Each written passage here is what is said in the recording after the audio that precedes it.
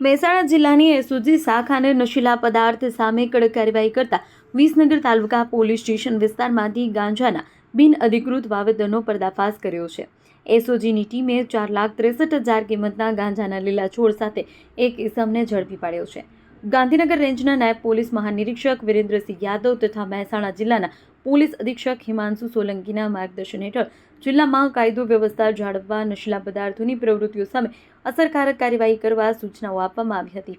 અનુસંધાને એસઓજી મહેસાણાના police inspector NR વાઘેલાના માર્ગદર્શન હેઠળ ટીમ દ્વારા કાર્યવાહી હાથ ધરવામાં આવી.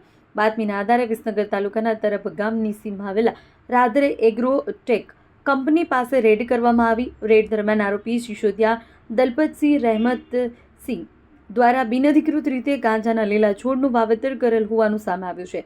પોલીસે 9.260 કિલોગ્રામ વજનનો ગાંજાનો છોડ કબજે કરી 4,63,000નો મુદ્દામાલ જપ્ત કર્યો છે.